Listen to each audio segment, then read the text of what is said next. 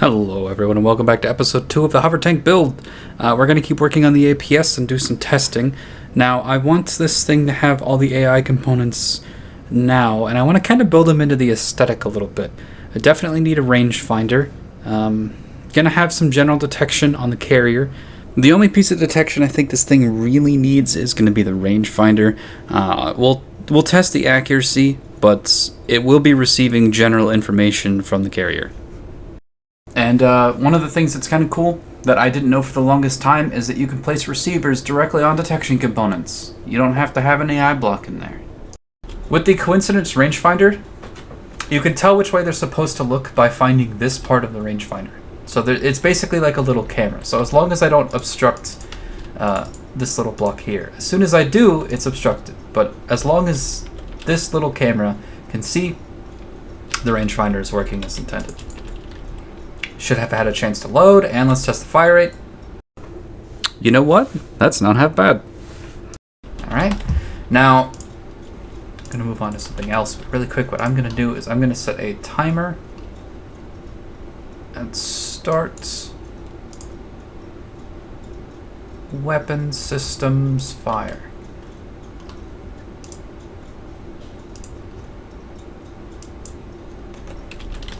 That's just going to keep firing it as fast as possible.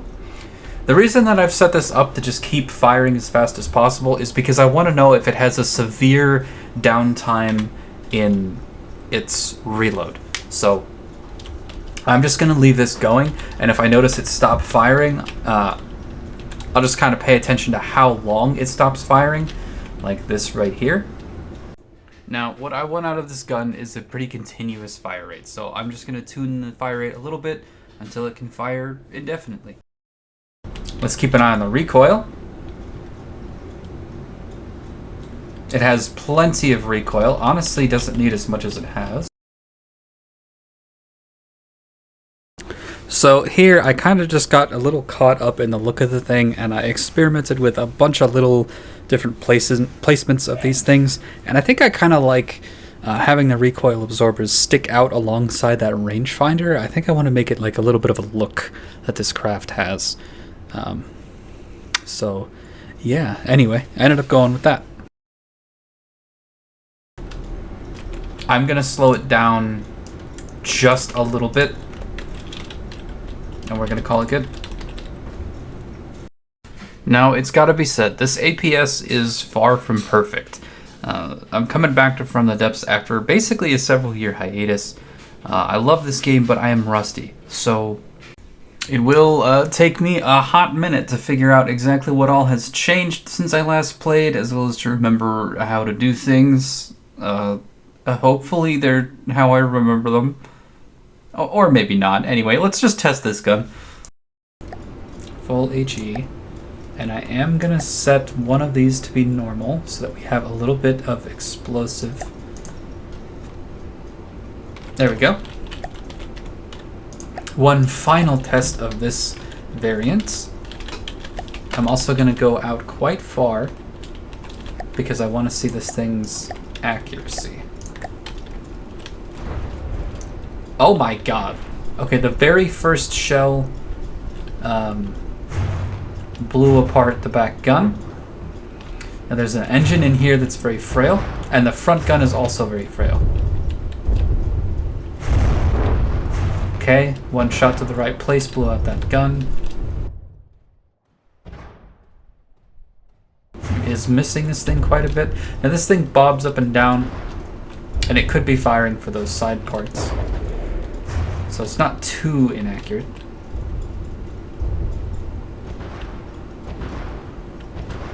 I guess that's decent HE damage,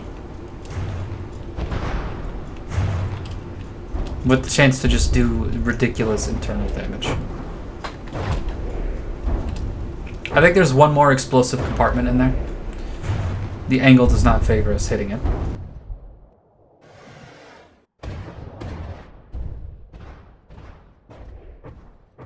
We disabled both guns with chance shots, so I'm quite happy with this. There's also a small chance that we disable the engine if we land a good shot. Yeah, I think pair this with a couple of good missiles, and we'll call that an effective weapon system. Wonderful. So, I've been experimenting with a whole bunch of different types of shells. I've tested frag shells, I've tested flak shells, I've tested HE, I've tested dual warhead HESH heat, I've tested APHE, so on and so forth. And here's what I've ended up with. I basically ended up with a squash head with a little bit of HE, primarily HE, and then basically this does a little bit of damage on the surface, and it does a fair bit of spalling on the inside. This, if it hits the outside of a functional compartment, has enough HESH to destroy that compartment, but otherwise it's primarily just an HE shell. I am going to turn this down a little bit. Sorry, leave that one there. I'm going to turn this down a little bit because based on my last test, it had more than enough to kill compartments. So yeah, this has a good chance to deal a whole bunch of internal damage. And otherwise, it's an HE shell. I wasn't happy with the speed dropping too much lower, and the thing is, if I change this over to an HE head, it drops down to 820, which is alright, but it doesn't have the chance to do the internal damage that I'm looking for. So, we're sticking with this. We have a decent explosion, 2,500. It's not amazing. It does have the full 10-meter radius, which is important. It's very useful, so it spreads its damage nice and wide. But more importantly, it's got quite a bit of spall damage, and enough thump. It can basically destroy whatever block it hits, on top of dealing a whole bunch of AoE damage and spalling into the interior. So I'm quite happy with this shell. I just literally all you do, if you don't know anything about APS shells, you have shells that do internal damage and you have shells that do external damage. Internal damage options, you have squash, EMP, shaped charge, and heavy AP. These shells, AP will just go through a target. Shaped charge and HESH create fragments inside a target, and EMP creates an electrical charge which will travel along certain surfaces that allow it until it hits things that take electrical damage, namely all AI components or a lot of functional blocks are vulnerable to EMP. Everything else is external damage. You just have to decide whether your shell is meant to destroy internals or whether it's meant to blast away at the outside. I tested this as a straight up HE shell, and it doesn't, for being the primary weapon, it doesn't do enough damage to blast apart craft. So I'm going to add some missiles that do a little bit of HE frag to blast apart craft. And I'm just going to leave this as a sort of an in-between, capable of doing that. Something that's important to recognize for this setup is that I've got this aim point selection over here, and I have it set to the minimum. So it will target... I didn't set this, actually. It's a good thing I came back to explain. It will target clusters of blocks. So targeting clusters of blocks basically means that it'll aim for the engine... It'll aim for dense groups of blocks. So this turret is a dense group of blocks. Every engine is a dense group of blocks. Large AI compartments, laser systems, all those things are dense groups of blocks. So setting this to rapidly change target will give my gun the chance to fire at all the different turrets and all the different subsystems. And having it set to target clusters of blocks will have it focus on things that the internal damage will actually be useful against. So that's this. Now you may have also noticed that I strapped some resources onto the side of it. Basically what I've done is I've moved the ammo down into the side compartments, and I've added some material storage. Don't know if it's going to be enough yet. I can always switch that around later. But that's kind of it for the shell testing. Now we're going to get into the... Now we're going to get into the armoring of the turret. Now, this is not meant to be a huge craft. I know you're seeing a lot of heavy armor right now, but that's hopefully it. I want this turret to be a really small target, so I might opt for an unconventional armor scheme. The smaller the target it is, the less it gets hit, and that's usually the better way to go. So we're going to go with a little bit of heavy armor, but other than that, we're going to focus on applique.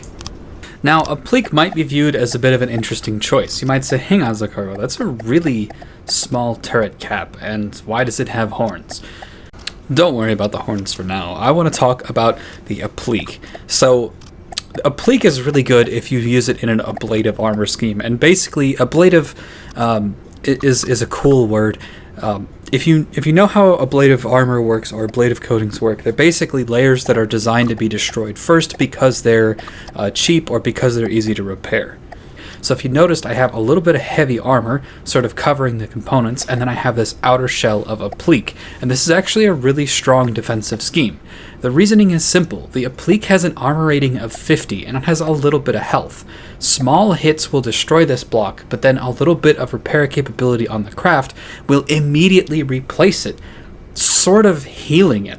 The problem with going full heavy armor or just relying on straight up metal is that those blocks have a lot of HP, and if you aren't prepared to replace them, they're also a fair bit more expensive. If you aren't prepared to replace them, then you'll lose it, and then you'll take this. So basically what happens with this applique heavy armor combo is light damage will knock off some applique, and then it'll get immediately replaced, whereas the heavy armor underneath takes very little, if anything at all. You didn't see me messing with these mimicry. I don't know why. For some reason I felt like giving this horns, and I liked the way it looked. I think I'm going to do some stuff with mimics to give it like eyes that sort of match this, but yeah, we'll get into that later. Hey, so really quick, just to sort of describe the difference between these two. The applique has a health of 125, whereas the heavy armor block has a health of 1,250. This means that heavy armor has approximately 10 times the health of applique, and it has an armor rating of 60, whereas applique has an armor rating of 50. The difference here is that losing this block costs you 25 materials to replace. If this piece of heavy armor gets destroyed, it costs 25. It also, if we look at the weights, it weighs 200 pounds, whereas this individual space only weighs 5. So our craft is going to, by having an outer layer of this, as opposed to 2 layers of this, our craft is going to weigh 195 less pound per surface area.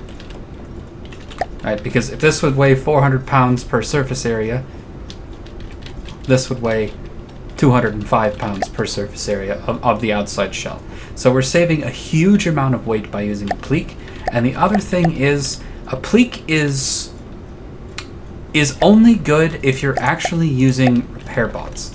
And the reason is, it's incredibly efficient armor, but it's designed so that you can lose it because it's so cheap. So what you want to be able to do is rebuild it after you lose it. The thing about this armor scheme is you can repeatedly lose this applique panel, and you can just keep rebuilding it.